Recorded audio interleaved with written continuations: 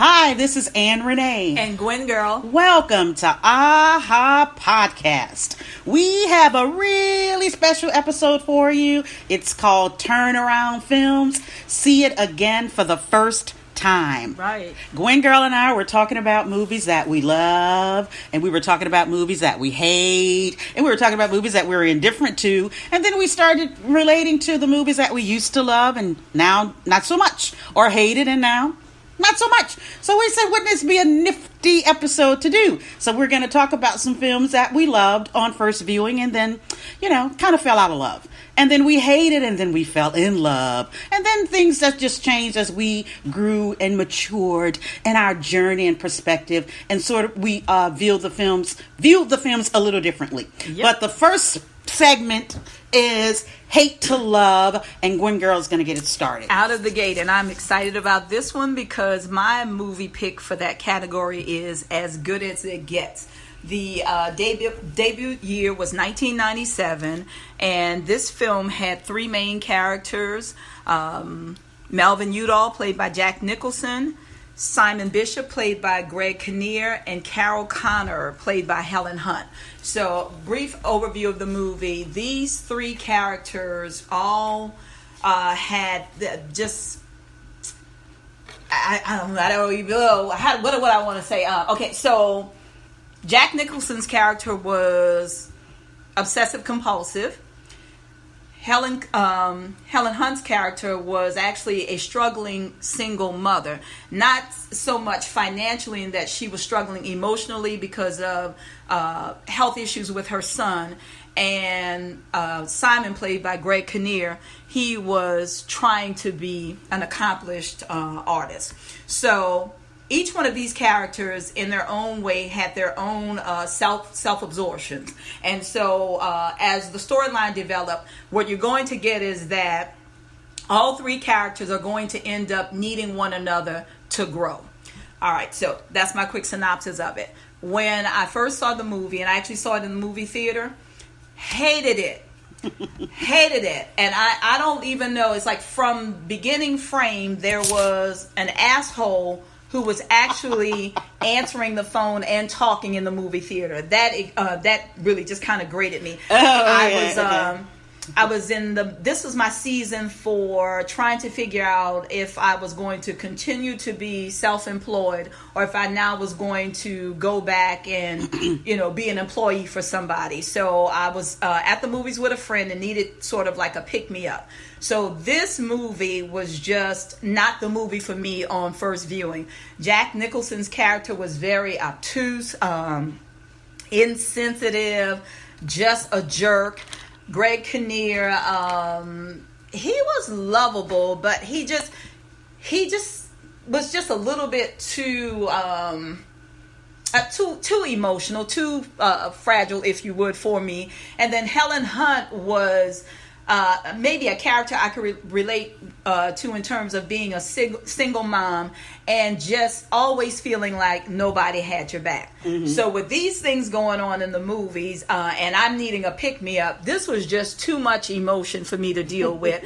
I was told that it was going to be funny and smart, and it just, again, out of the gate, aggravated the living hell out of me. And I endured the movie with my friend, actually best friend / brother, Terrence, and he laughed his ass off, and I just could not wait until it was over with. So then fast forward, let's say maybe 4 months after it had left the movie theaters, the thing to do on a Saturday night for me was to watch the 7 o'clock HBO feature. Mm-hmm. And so that was always going to be something that had been in the movie theater. So right.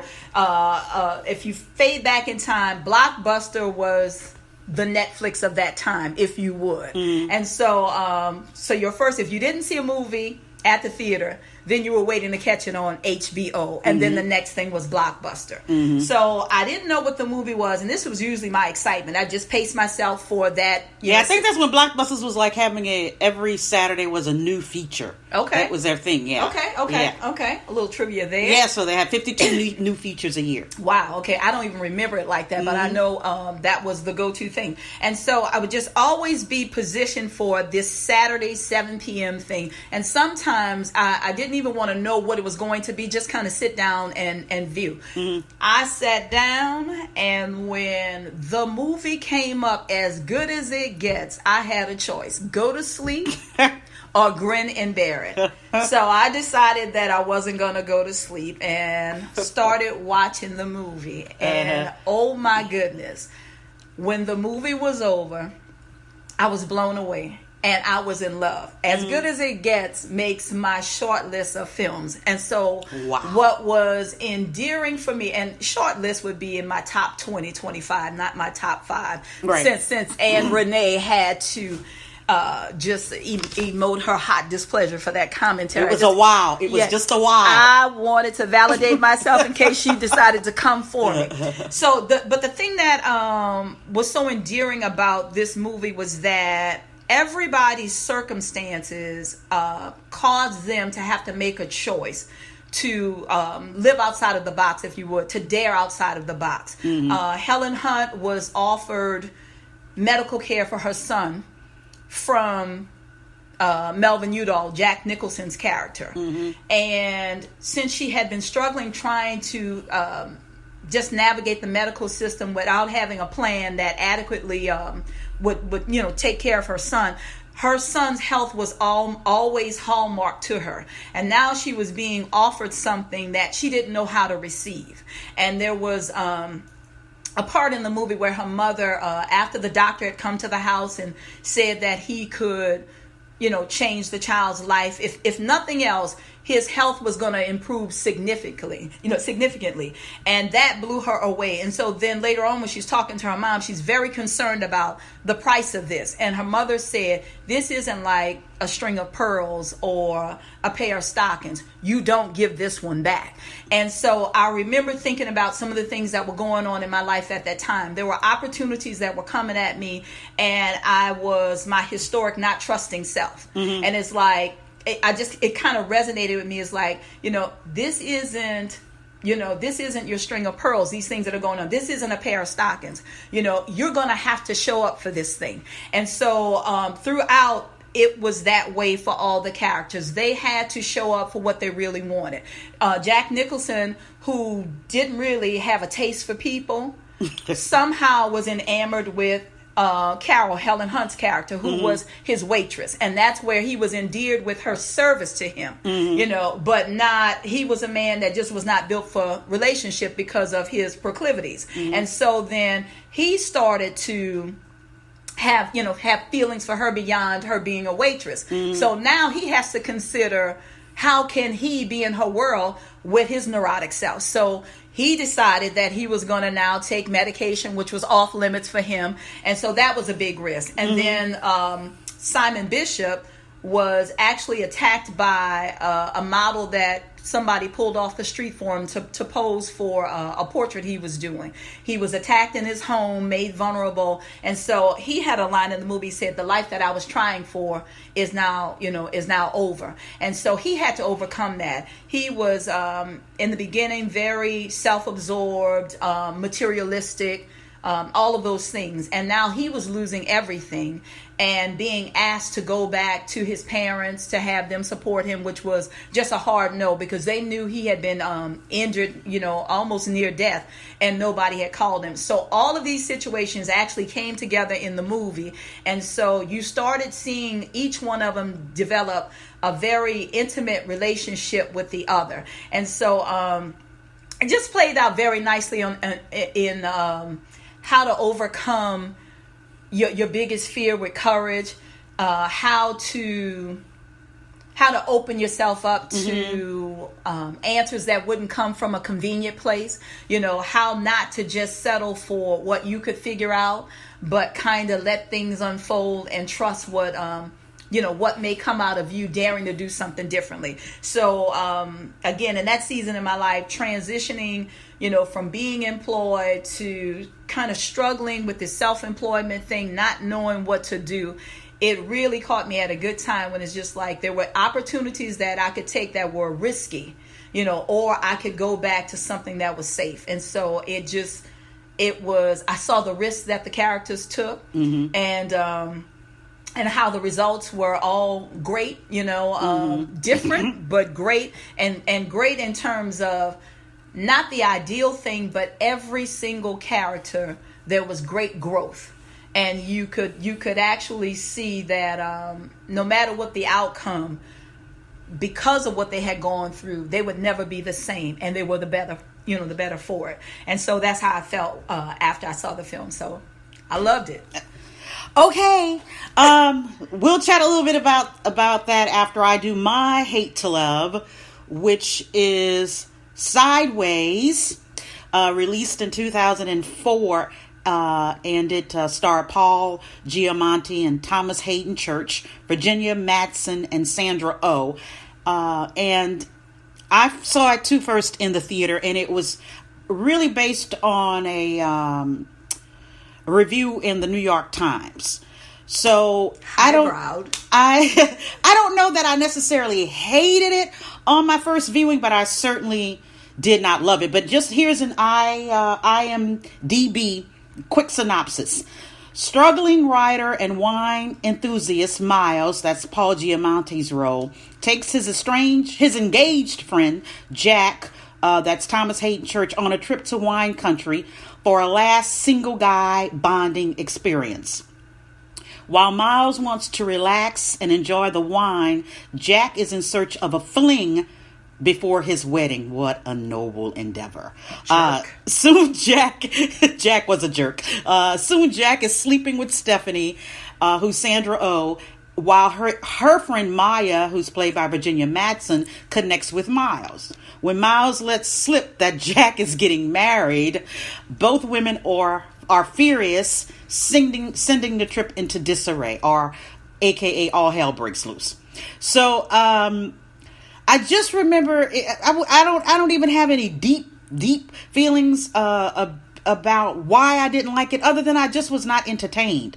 I think I went in based on the review from the Times, just expecting more, and so I was sadly mistaken. It's one of those times I think I may have entered the theater with my expectations too high, just like my voice just went up high. Too high. Natural co-signing. Anyway, I guess Blockbusters is gonna get a lot of advertising today. Might bring it back. No. Anyway, I just remember at one of those super duper great Blockbuster sales where you could either get 4 for $20 or 5 for $20. I came across Sideways in the bin, and I said, okay, I don't know what possessed me to do this, but like Gwen Girl, I hated it or didn't love it, but I'm gonna give it another shot. So I pick up Sideways on DVD, and I watch it at home, and I really enjoy the movie. So I think on second viewing, I was thinking I wasn't paying attention. Like earlier on, maybe I was immediately let down, and so I stopped truly paying attention to the movie. Now I was enduring it. I was getting through it. Whereas the second time at home on the DVD, I really watched it, and I really enjoyed it, and I especially like the scene really when all is revealed and Jack is getting married, and he's really been quite inconsiderate and insensitive to Sandra Oh's character, because she's a single mother again, and he's been hanging out with her and her son. Daughter. I was thinking it's a son. And just making promises that he has no intention of keeping, because in a couple of days he is going to be married to another woman. So, making plans as if he's going to be a part of not only her life, but her child's life. And so when she learns that he is getting married, she just puts a monumental ass whipping on him. And I gotta say, that was probably my joy moment and in that film. She didn't just cry. She didn't just get angry. She didn't yell. She beat some butt. So, and that was a butt worth beating. But anyway, on my subsequent view, I really enjoy Sideways, and I count it among not my top 20, but it is, it's a go-to movie if I just want to enjoy and not, it's not too heavy. It's not too deep. It's a really good, entertaining film. Good plot, good scenes, good actors, and I like it. But I want to go back to the As Good As It Gets, only because I was called out on this. So because Gwen Girl loves it so much, so much. And so since we I'm trying to be a good AHA podcast co-host. That's what I'm trying to do. That's a preamble. Yes. So I think within it had to be 6 months. Certainly not outside of 9 months ago, I went back and watched it because I've always hated As Good As It Gets. So I even went back and watched it, and all I can say is I still hate As Good As It Gets. I just don't know. I keep all that Gwen Girl said. I feel you. I feel it. All the growing and all of that. But I gotta tell you that it is one long sitcom to me. That's what it feels. That's what it feels like when I watch it. So, God bless, God bless Gwen Girl and As Good As It Gets. But that's a hard no for me. Ever watching that again? Oh my goodness! I'm the more open one in the AHA podcast relationship. Nope. I am open. I watched it again for probably the third, if not the second time, maybe even the third time. I can't get past. You don't like what you don't like. Yeah. I guess so. But then again, here we are talking about movies we thought we didn't like and ended up liking them. Yeah. And except for As Good As It Gets, I still don't like it. Look at her. All right, so we're gonna move on to our second segment because we're being very disciplined about time. And so it's called actually Confusion to Clarity. Now, here's what's funny about that. We were Gwen Girl and I were talking about movies and interesting of how we maybe not only where we were in our lives when we watched them the first time, but maybe some things on subsequent viewing became a little bit more clear. We were maybe able to identify a little bit more about what was happening in the film. And so we were like, well, maybe we'll just say this was confusion to clarity, such that it is. Yep. So anyway, Gwen Girl, take it away. All right. So my confusion to clarity movie was Shakespeare in Love, and it debuted in 1998. Now, my other movie was 1997. So there's something going on with me with that. But here's the review of it. It said, the synopsis of it. It's a tale about a fictional relationship between William Shakespeare and a young woman who poses as a man in order to star in one of the writer's plays. Suffering from writer's block, young William Shakespeare is in need of a new muse. He soon finds inspiration in the form of a beautiful female aristocrat, that would be Gwyneth Paltrow, but her daring determination to act in his play puts their already forbidden relationship on even more dangerous ground. All right. So 1998 was the year of serious movies. And when I actually heard about this movie, the characters were Gwyneth Paltrow and Joseph Fiennes. Now, I had just seen Joseph Fiennes in Elizabeth, which came out a few months before that. Okay. All right. So, and that was intentional. So I was into this kind of heavy period piece kind of thing. And so when I heard the title, Shakespeare in Love, I was just thinking that this was some account of, young Shakespeare really in love, not a fictional account of it or anything, but I just didn't know. So I'm in a deep head space. I go to the movies, and wouldn't you goddamn know it, this is some sort of parody to me. I am truly frustrated, right? So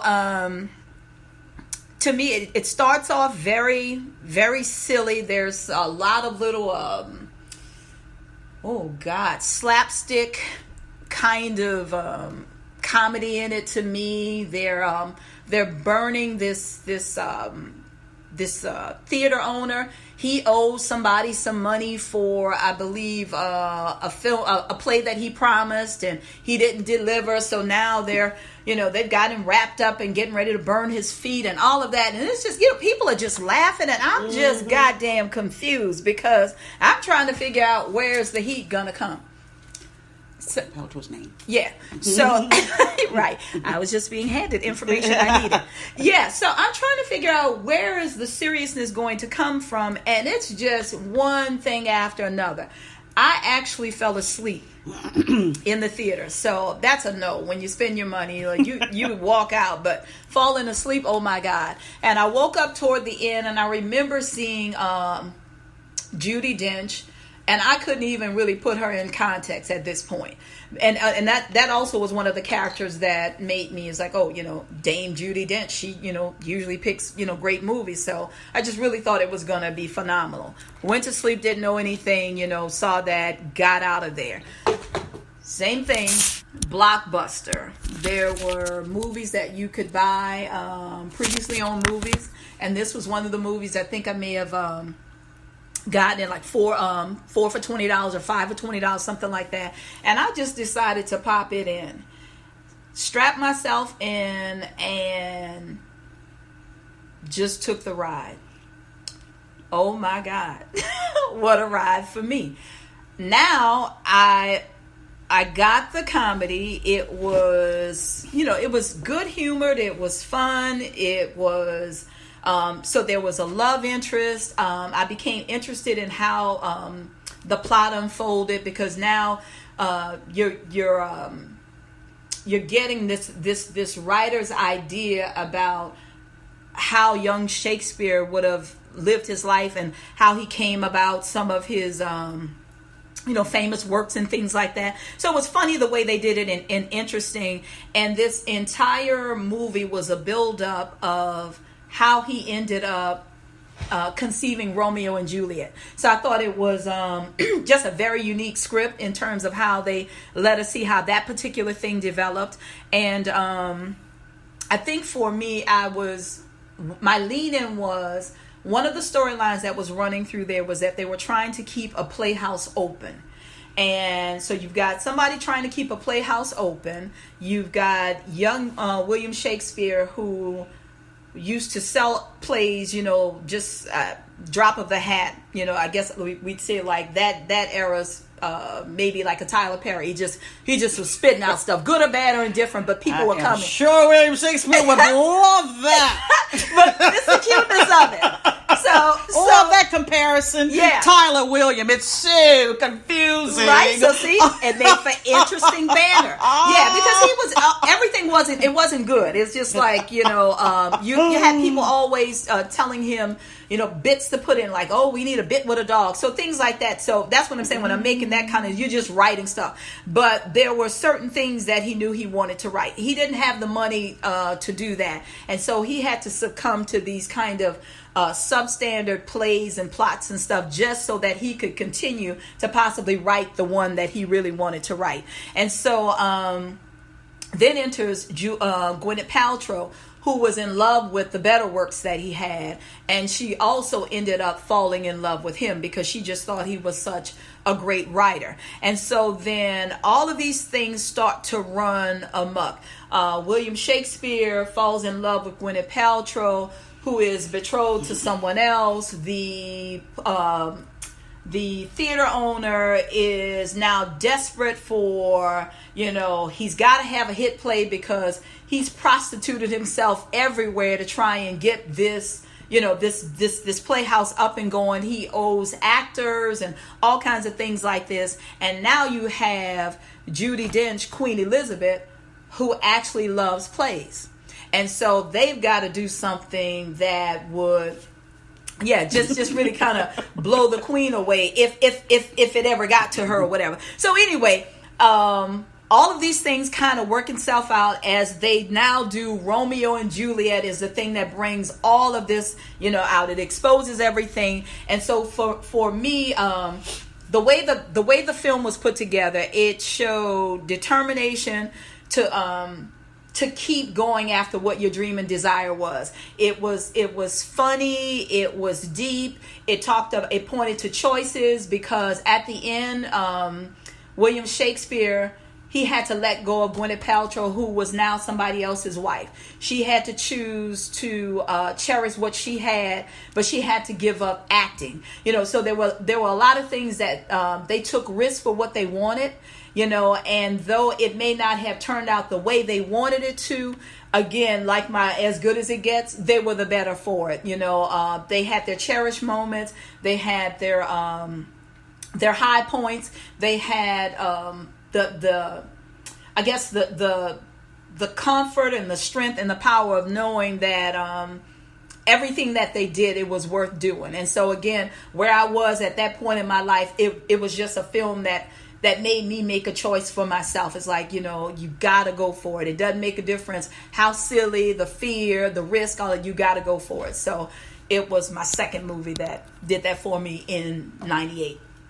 Okay, so confusion to clarity for me was is a little bit of a throwback, I guess, because it's 1989's War of the Roses. Michael Douglas, Kathleen Turner, and Danny DeVito, and the film was directed by Danny DeVito. Now, I saw this movie in the theater, and it was at the recommendation of someone, or someone mentioned it. It was one of those days, let's go to the movies. I heard about this movie, War of the Roses, and I remember my reply was, I don't like war movies. So that's how little I knew about the War of the Roses. And watching it, I'm going to do a brief synopsis from IMDb again. After 17 years of marriage, Barbara, that's Kathleen Turner, and Oliver Rose, that's Michael Douglas, they want out of the marriage. The trouble is, neither one of them wants to part with their opulent home. So begins a long war between husband and wife, reaching farcical heights. That's still not right. That leave much of the house, not to mention their lives, in shambles. The couple's children watch in horror while lawyer Gavin, that's Danny DeVito's role, tries to best to stem the bloodshed. Well, on first viewing, I liked the movie. I never not liked it. I thought it was quite entertaining. But I was young. I was young then. And so I was really confused about the deep-seated hatred Kathleen Turner's Barbara had for Michael Douglas Oliver. I mean, that woman hated her husband. She wanted out of that marriage, and she wanted nothing to do with him. And even in those moments, as we as films are and television does, we get a habit about the way we watch television. There is an expectation. For the most part, we're going to get some kind of, particularly back in this day, you get some kind of gooey, chewy, lovely, lovable ending. Everybody likes a good ending. That's what American television was. That's what American audiences had come to expect. So I was thinking at the very end, and I'm not going to go through a whole thing about the movie, but at the end, when they are going to die in this very house that they've now destroyed, and they're lying on the floor of their foyer, and the chandelier is about to come down and crash them both to death. There's the last move Oliver makes is to reach over to touch his wife, and she moves his hand away. And I was thinking, dang, to the very end of her life, she just wanted nothing to do with him. So my confusion came with not understanding that kind of just total hatred. Just totally being done. And so I remember going to work that Monday after I'd seen it, and I was talking to my boss about it. And she said, you'll come to understand. You'll come to understand that. And I was like, oh, okay. So now I watched the movie again years later, at least a decade or more after that. And then I start to notice some things that I hadn't necessarily appreciated in my first viewing, particularly the way Oliver Rose was quite dismissive to Barbara, the way he cut. I remember he had his boss over for dinner and she was telling a story and he just cuts across it and said, oh, that's not the way it is, or I'll tell it much better. And so he tells a story. He was quite dismissive. He never really valued her contribution truly to the marriage. He was not a partner in it. And so when it came to the very end of the scene again and I was still like, Barbara was cold for throwing his hand off at the very end, but I understood. It reminds me of the Chris Rock joke. I'm not saying, and talking about O.J. Simpson, he should have done it. I'm just saying I understand. So I was like, okay, I'm not saying I completely get all of that deep-seated hatred, but I understand it a little bit more. So this is my that was my confusion to clarity movie, and I still like the War of the Roses. It's still one of my faves. Okay. And I do not like Shakespeare in Love. And I think it's really because because I think I went to see it. It was nominated for an Oscar. And so it was during my time when several. Okay, but I mean, for Oscar for Best Picture, I should say. So those movies that were nominated for Best Picture, I would try to see them all. At that point, it was only 5 at the time. And Shakespeare in Love was the only one I had not seen. So I was like, well, I'm going to go in. Now, you never should go into the theater with such a heavy sense of duty. First of all, I went in with like a duty to see the movie. And then the parody and stuff that Gwen Girl talked about in her first viewing, I just didn't like at all. Mm-hmm. It was really silly. Mm-hmm. And I was like, I cannot believe this movie has gotten such acclaim and had been nominated for so many awards. And to be honest, I've never watched it again. And it actually made me turn against Gwyneth Paltrow for a very long time. I almost refused to watch anything else she ever did because I thought I might have to suffer through another Shakespeare in Love. Oh my God. I think everybody had, on second viewing, just great roles. And in fact, even Ben Affleck had a small role in there and he was magnificent. I was just like, okay, maybe Ben can act. And then also a little trivia. Let me just say, as an actor, Ben Affleck is a damn good director. Okay, so and what's interesting is that he was directing a little segment in that, which got him some notes. So Art was imitating what might happen for him in life. And Dame Judi Dench got her Oscar for that movie, and it was for the shortest. I forgot what they call it, but she had the shortest amount of lines that anybody had. That in airtime, because it was. I'm remembering like 7 minutes she was on film, but I could be making that up. No, that's about 7 to 12 for sure. Mm-hmm. Yeah, because I was a bit surprised at it, but I mean, she carried the hell out of it. But I'm sure all of the other ladies who were up for it were appalled. Yeah. All right. So then our final segment is a different perspective, and I'll just, of course, kick that one off.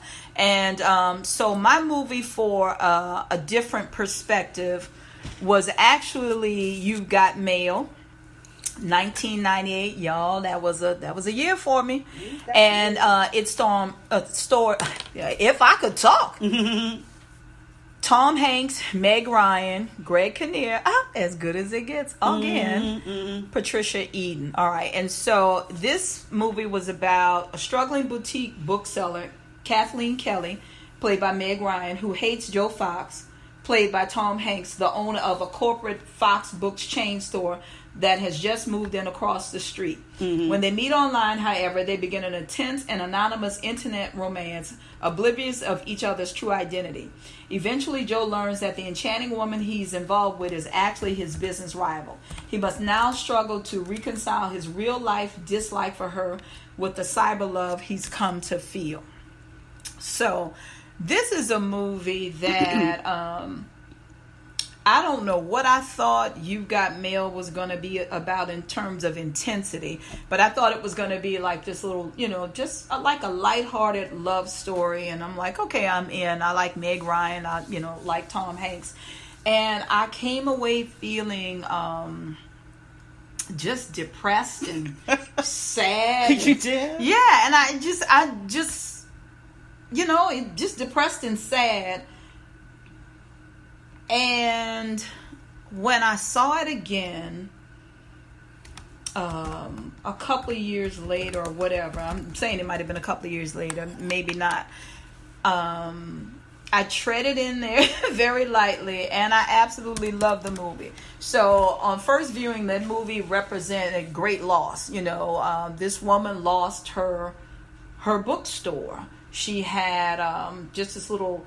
She had carved a niche in the community as this seller of books. She really loved books, and so Fox Books was like a Barnes and Noble of that day. Mm-hmm. And so she just got swallowed up. And so what she brought to the reading community, and what she was now losing, that was just, I don't know, I guess it resonated with me because, again, in 1998, I was trying to figure out if I was going to stay in business or just kind of fold and go work for, others in the industry. And so I think for me on first viewing, I immediately made a connection with myself. And then so it just made me sad because at the end she lost. And I really didn't want that to be my story, that I didn't make it trying to be, self-employed.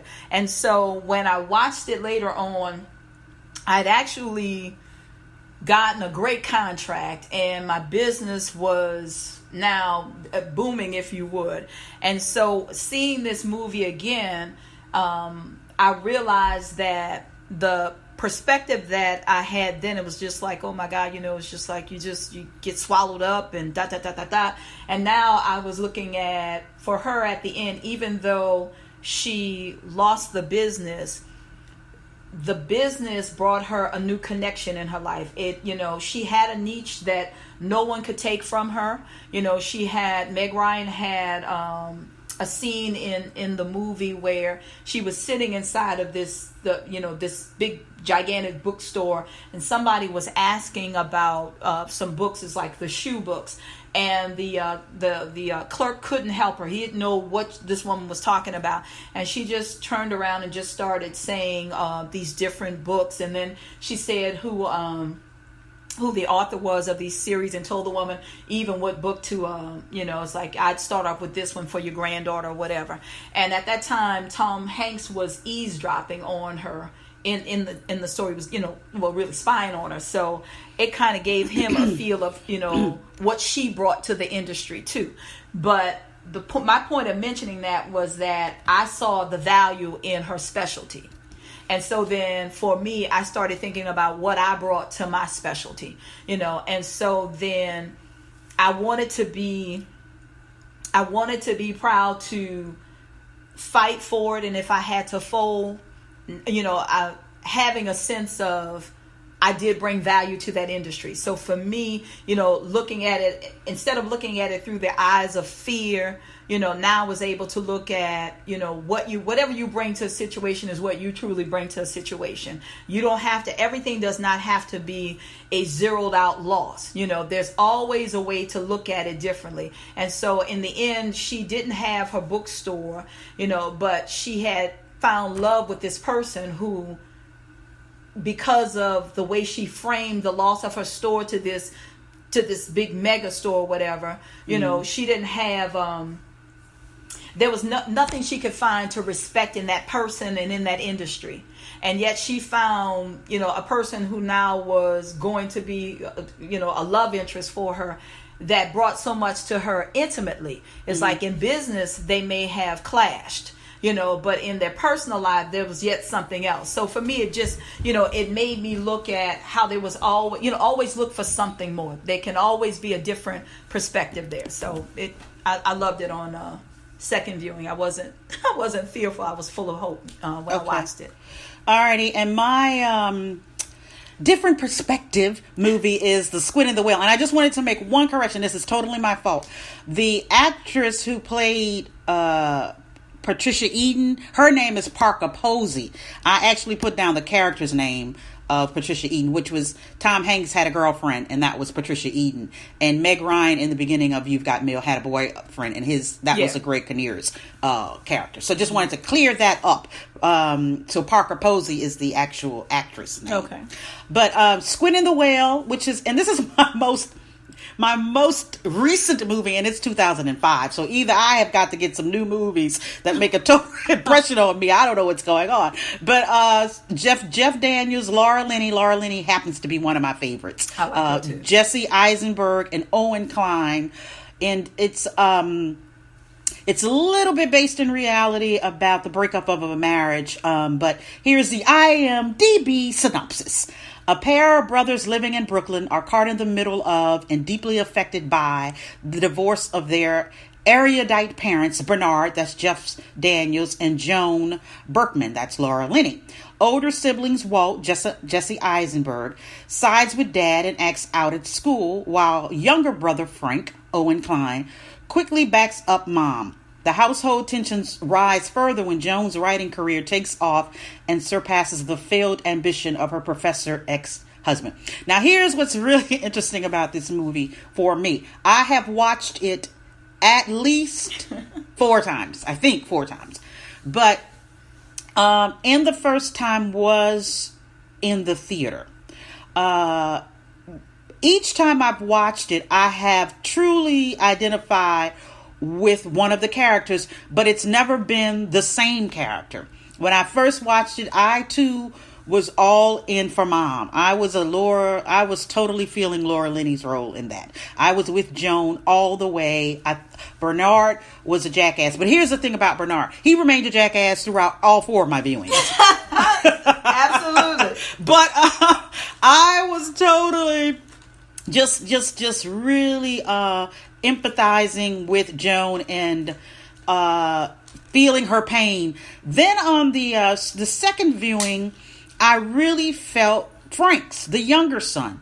I mean, Frank, how he was almost being ignored. Mm-hmm. So I was, particularly the scene where he relieves himself in his own hand when he's in the school library, and then he rubs his excretion all over the books. And I just I was so heartbroken by this little boy who seemed to be going through as much turmoil as all the others in the family, yet he was not necessarily being paid attention to not by mom, not by dad, and not by older brother. So I was a Frank fan in the second viewing, if you will. Third time, I really, really was feeling for Walt, because he was really sad to me, and the way he tried so hard to get his dad's approval and to almost be dad 2.0 in terms of all of his reviews of books and the way he felt about things, and he would spew verbatim almost some of the grandiose and pontificating that Bernard would do.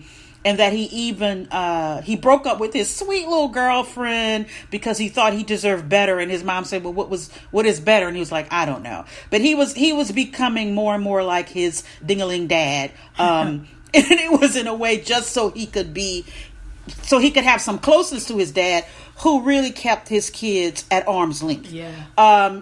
So each time it was such a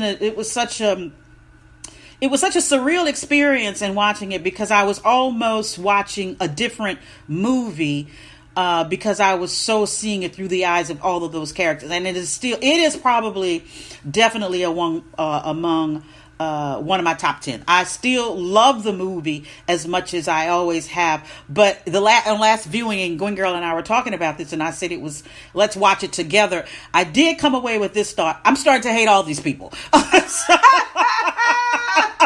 So why I still consider it one of my favorite movies, because it's just so well done. Mm-hmm. fourth and final viewing, which happened within a year or so, I was like, but you know what? They're all kind of disgusting. They all kind of get on my nerves. And here was really what was shocking. As much as I totally felt for Joan the very first time I saw it, I think she worked my nerves the most in the fourth viewing, because Bernard was so incredibly self-serving and selfish that it covered her. She was covered. And in the fourth viewing, she was a bad mother. She was just bad. She just was. She was not only as inconsiderate as Bernard, but she was as neglectful. And I think she got a pass earlier on, but on that fourth viewing, you were just like, okay, these people should be raising maybe, gerbils. Yeah, but they might need some parenting classes. So anyway, totally changed the perspective each and every time I watched it. Still love it. Yeah. But yeah, those folks were quite interesting. Kind of complex, actually. Yeah. It's, just complex in the issues that affect us and how we can become so incredibly involved in what is going on in our own lives in the midst of a divorce, which is not easy, that they both fail to really be a support and a helping hand and the arms around their children. But Squid and the Whale is still one of my faves, though. Yeah, just wanted to say that. Yeah, I love that too, and the emotional layering is phenomenal. So yeah, that's definitely on my short list. Yeah. Now for You've Got Mail, I like. I just wanted to go back because Tom Hanks, and Nora Ephron, who directed it. It's still one of my favorites. I happen to love Sleepers in Seattle a little bit more, but I do love You've Got Mail. So there you have it. I love You've Got Mail. All right. Okay, so Gwen Girl, you got anything else? That's it. All right. So we turned it around. We've explained. We've talked too much, probably. Yep. But there you have it. This is AnnRenee and Gwen Girl. This is Aha Podcast. We'll see you next time. Bye.